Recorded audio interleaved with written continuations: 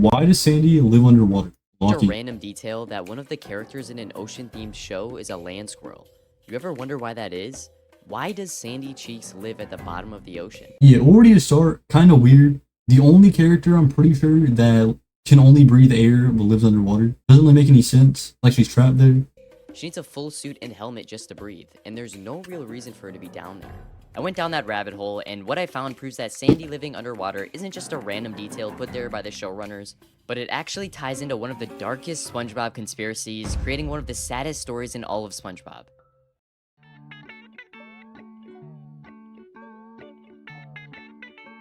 Yeah, I mean she's trapped down there. She can't get up to surface. She's just stuck.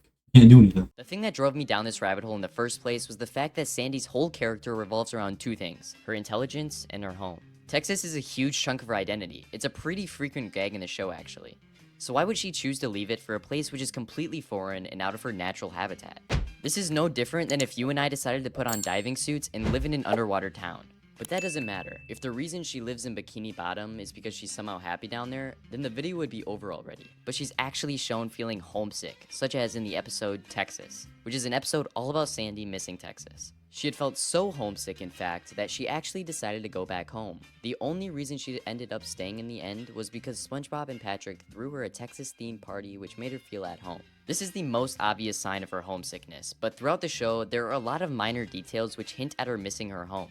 For example, she constantly mentions it. Back in Texas, we call ice cream frozen cow juice. Or makes references to it. That there's a Texas-sized bubble. It's pretty clear that, to some extent, she's not exactly happy in Bikini Bottom. Hey, and she's a great character, you know? It'd be kind of boring if we didn't have her, you know? Pretty good character in the show. I wouldn't say she's like top, maybe like top 10. Maybe like top 10. Definitely not top 5. Hey, ranking them real quick. Say SpongeBob, Patrick, maybe Plankton. He's a decent character. I mean, she might be maybe a top 5, maybe top 5. But she's kind of not really in many episodes. Or at least she'd be Only happier back home. Only specific episodes that revolve around her. Why did she move in the first place? She doesn't seem like the type of person who got bored of home and wanted a change of scenery. And what's keeping her from going back? To answer this, it's worth asking something the show kind of glosses over. What does Sandy actually do all day?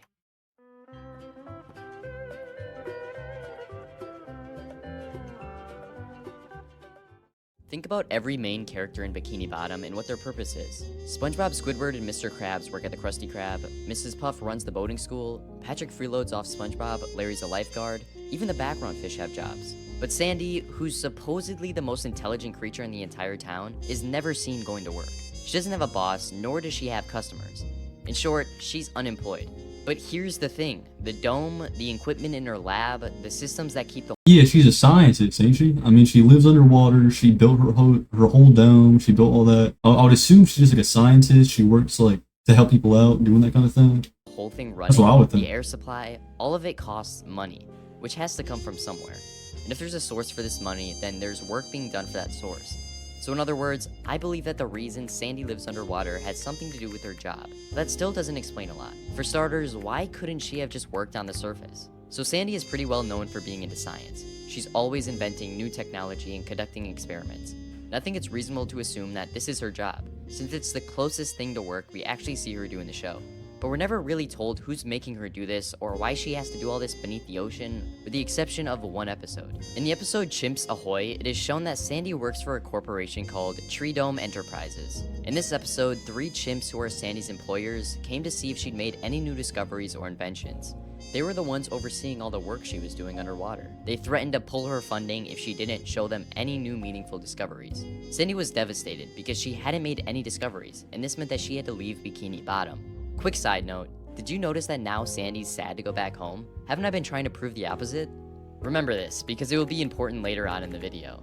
Anyway, why would she have to leave Bikini Bottom? Couldn't she just find another job? I think the reason she'd have to go back is because her tree dome and everything she owns isn't her property.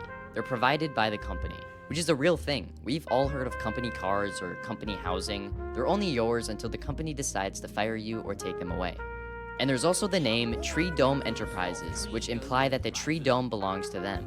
Keep in mind that Sandy's a squirrel. There aren't a lot of places in the ocean she could just move into, so it would make sense that she'd need to go back home if they took that away. But why would a company go through the trouble of paying? Didn't she go to the surface though in the movie where SpongeBob, all of them get powers and go to the surface. So I feel like that kind of messes up the theory a little bit because she goes to the surface at one point and she turns into like a real squirrel, I'm pretty sure. For all of that equipment in the ocean. Why the ocean? It must cost a lot to constantly deliver equipment back and forth, not to mention the constant supply of fresh air that need to be transferred. There must be something about Bikini Bottom specifically which was worth all this trouble.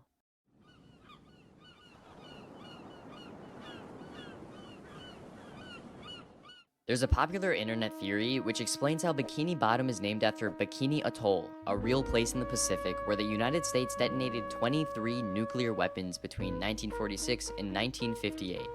It's been confirmed that Bikini Bottom is located under the islands of Bikini Atoll. But some fans also think that the reason the fish walk upright and act more human with clothes, languages, technologies, and everything is because the radiation from the bombs affected the fish in a way in which they mutated into more evolved versions of themselves. If the creatures in Bikini Bottom are the product of radiation-induced genetic mutation, then what they represent scientifically is unlike anything else on Earth. The applications in medicine, genetics, materials, and science would be worth an extraordinary amount to whoever could study and patent them. And that's where Sandy comes in. Sandy was sent to research the fish in Bikini Bottom and Bikini Bottom itself, and this has been in front of our faces since the very start of the show. Like in the episodes The Fishbowl, where Sandy runs behavioral experiments on SpongeBob and Patrick. She has them separate white sand from black sand and purposefully creates variables which cause them to act more feral and angry towards each other. In the beginning of the episode A Fish Called Sandy, Sandy had written a scientific paper about the ocean and its creatures. This is clear evidence that she studies the ocean. This puts to question her relationship with her friends. Is she really their friend, or is she simply studying them? So that's the video. Sandy wasn't just a squirrel who wanted to Well, I feel like they have to be friends because Sandy like goes and saves them all the time, will like fight for them, teaches them karate and all that. So I feel like they got to be friends to at least some extent, even if she is like working on them or like studying them. That kind of thing. She was sent to study what the effects of long exposure to radiation have on sea life. But wait, if Sandy has been living in one of the most heavily radiated environments on Earth for years, wouldn't that mean that Sandy herself is...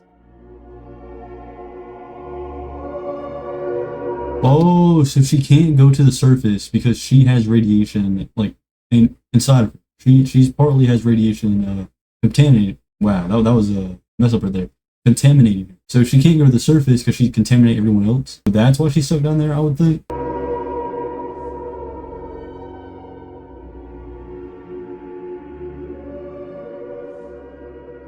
During the Bikini Atoll bombings, a number of land creatures were exposed to the radiation from the bombs. Animals such as rats and guinea pigs. This was done to study the effects of radiation. Ironically, that's what Sandy's going through as well. Have you ever wondered why Sandy wears a full spacesuit when every other air-breathing creature who comes underwater just uses a bowl? When SpongeBob visits Sandy's dome, he only puts a fishbowl on his head. When the chimps from Chimps Ahoy step out of their submarine into the ocean, they use a bowl. They're the same type of creature as Sandy, air-breathing land mammals, and a bowl is all they need. And this is also true for Sandy. In the episode Pressure, Sandy wanted to prove that land creatures are better than sea creatures, so she took off her helmet and suit to prove that she didn't need them. But she couldn't hold her breath for long, and after she couldn't last any longer, she rummaged around for something to give her air, and all she needed to breathe was a pickle jar. This implies that Sandy doesn't need the suit to breathe. But if it isn't there to help her breathe, why does she wear it? The difference between the fish folk who don't wear a suit is that they're already radioactive. The chimps don't wear a suit because they're only there for a day. Sandy, on the other hand, lives in Bikini Bottom all the time. So what if the suit's real use is to shield her from any radiation still in Bikini Bottom? Wow, that would kind of make sense too, because like, it kind of looks like a hazmat suit a little bit. So I mean, that kind of does make sense. If you look really closely at the patch on Sandy's suit, it was changed from the one in the early seasons. The one from the beginning kind of looks like a radiation symbol. But if the suit is there to protect her, then why am I claiming that she's contaminated? In the show, Sandy has two main outfits: her regular spacesuit and a bikini with a skirt. Whenever she's not wearing the suit, she's unprotected. Short exposure might not be harmful to her, but over the years, it's accumulated enough to have an effect. You might claim that whenever Sandy is not in her spacesuit, she's shielded by her dome, but that's not the case. In the Season 2 episode, Survival of the Idiots, Sandy was hibernating for the winter, meaning that she spent a large amount of time in her tree dome without her suit. So what does she do? She seals her entire dome with metal. Metal, like lead and steel, which happens to be ideal for shielding radiation. Keep in mind that the show never explains why she has a full metal casing all over her house in that episode. Now, why do I think her regular tree dome is not safe? In the episode Tea at the Tree Dome, Sandy tells SpongeBob that her dome is made from polyurethane. This material doesn't do anything at all to stop radiation. Knowing all this would explain why Sandy only considers going home permanently in early SpongeBob episodes. Because back then, it wasn't too late for her. But now, going back for so long would put anyone she comes in contact with at risk. This could be why she didn't want to go back home in Chimps Ahoy.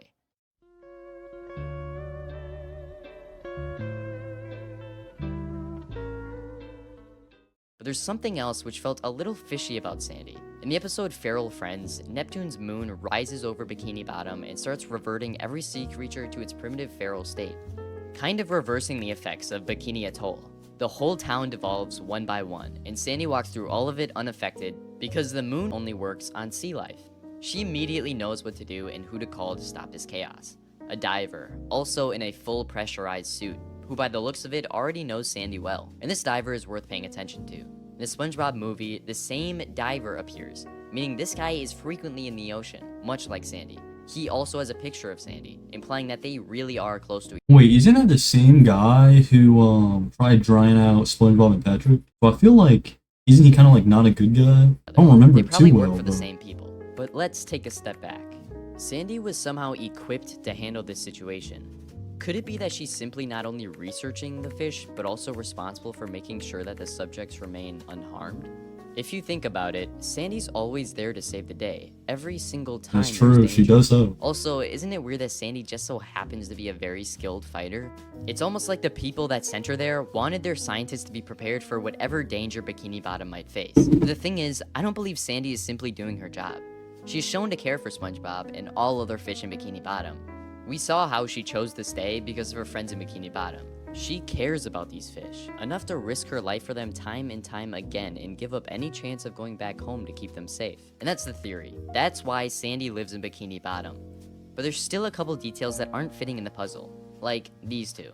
What are Mermaid Man and Barnacle Boy's role in all of this? Better yet, what's the deal with this fish? If you want a second part where I tackle these, let me know in the comments below. That was a pretty good video. I thought it would be like she can't go back home because she's trapped there. She can't make it up or something. Like she's been up a few times. Like in the movie, she turns into a normal squirrel. I'm pretty sure I can't remember it too well. Whenever they get powers and all that, she goes up to the surface. Things like that. And that I'm not gonna lie, that does kind of look like a radiation thing a little, like a radiation symbol. Wow, that was a good video though. Moving on to the next video, we can either get into